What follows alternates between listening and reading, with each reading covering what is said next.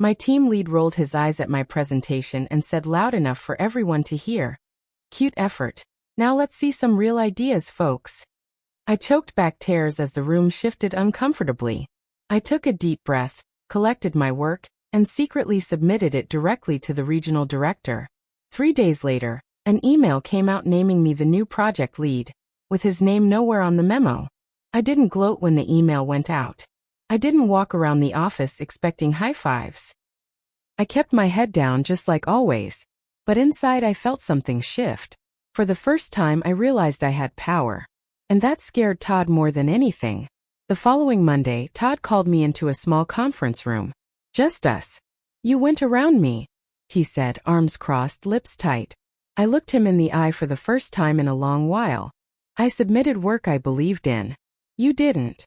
He scoffed. This isn't how things are done, Melanie.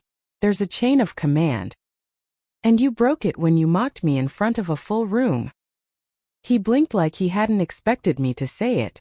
Like maybe he didn't realize just how much of an ass he'd made of himself. I was joking. You embarrassed me. Publicly. You tried to kill the idea without even reading the rest of the plan. Silence. Then he said the dumbest thing he could have said. You think they picked you because of your proposal? Rachel's just trying to check a box. You're her little diversity win. That was it. I stood up. That's the last thing you'll ever say to me like that. I walked out. Wrote down every word he said. Reported it to HR that same day. What I didn't know at the time was that Rachel had already asked HR to quietly open a file on Todd after 2 other employees made complaints. Mine was the nail in the coffin. But I wasn't done. Now that I was the lead on Steelworks, I had direct access to the client. And something strange started happening.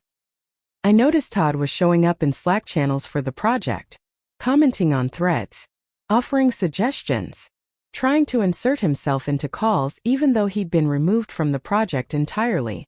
I ignored him at first. But then a week before the big presentation to the Steelworks board, our team files got corrupted. Half of the project folders were deleted off the server. No backup. 3 weeks of work gone.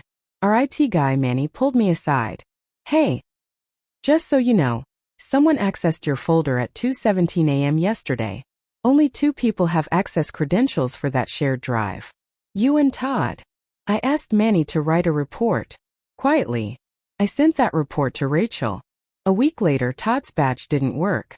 Security escorted him out. He claimed innocence. HR didn't buy it. Rachel didn't either. Neither did Steelworks. Turns out they liked my response under pressure. They renewed our firm for 3 more years. But I wasn't finished with Todd yet. After Todd was walked out, I expected things to get quieter. Instead, they got worse. A week after his termination, I started getting blocked from internal systems. At first, it was small things. Calendar permissions disappeared, access to the internal marketing analytics dashboard vanished, and then 2 of my emails to Steelworks bounced back undelivered. I checked with IT. Someone tried to revoke your email alias this morning, Manny said, looking pale. Who? I asked. He shook his head. It's coming from admin override credentials, someone high up. That made no sense. Rachel had my back. She was the one who'd helped me push the proposal forward. Who else would even have a reason? That's when I remembered. Todd's best friend in the company, Brent, our senior operations manager. Brent never spoke to me directly. He was the type who'd slap Todd on the back and laugh loudly about draining the fluff out of marketing. He always looked at me like I didn't belong there, like I was a kid sneaking into an adults-only space. I went to Rachel with my suspicions. She told me she'd look into it, but something in her tone felt restrained. Careful. The next day, I got called into a closed-door meeting. HR, Brent. Rachel. Brent spoke first. Melanie, we've received a few concerns about your conduct and recent decisions related to project staffing. I looked at him confused. Concerns from who? We can't disclose that. My heart pounded. What decisions are we talking about? Brent slid a printed email across the table. It was a forwarded message I'd supposedly sent to another manager. One where I trashed the design team and said, I'm the one holding this mess together since Todd got canned. I never wrote that. I never even used that phrase. This is fake, I said. Brent smiled politely. Still, we'll need to put you on temporary leave while we review. Rachel stayed silent. I walked out of that room stunned. 2 months ago, I was nobody. Now someone was trying to erase me completely. Todd might have been gone, but his shadow was still in the building. But I wasn't giving up. That night, I went back through every email I'd ever exchanged with Todd. Every comment. Every deleted file. I made copies. I compiled timestamps. I even found screenshots from an old Slack thread where Todd joked with Brent about taking the credit from the girl in the cubicle. And then I found it. An old Dropbox link Todd had accidentally left visible in one email. When I opened it, it contained earlier drafts of the Steelworks proposal, ones with metadata that showed he'd copied my original files and renamed them under his name a week before I submitted to Rachel. He was planning to steal the entire project. I packaged everything, emails, screenshots, the fake message, server logs from IT, and sent it in one compressed folder straight to Rachel. 10 minutes later, my phone rang. It was her. Don't come into the office tomorrow, she said. We're making changes. The next day I stayed home. I didn't check my work email. I didn't call anyone. I just waited. At 3:42 p.m., I got a call from Rachel again. It's done, she said. Check your email. I opened it. Subject. Formal statement and resolution. Inside was a full apology from the executive team. They confirmed that the email used to accuse me was a forgery. That Brent had accessed archived internal documents to doctor evidence.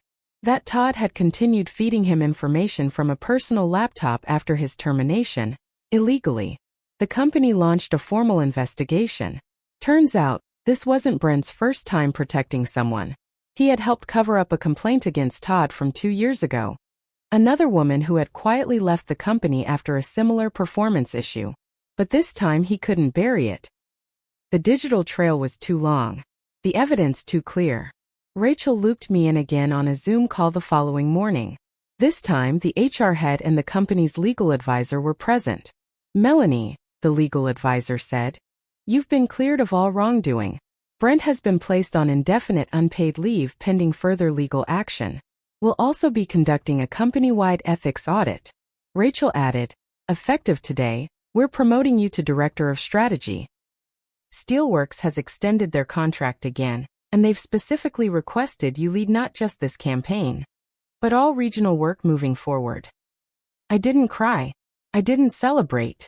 I just nodded and said, okay, thank you. But I wasn't done yet. I called a local employment attorney I'd met through my friend Erica.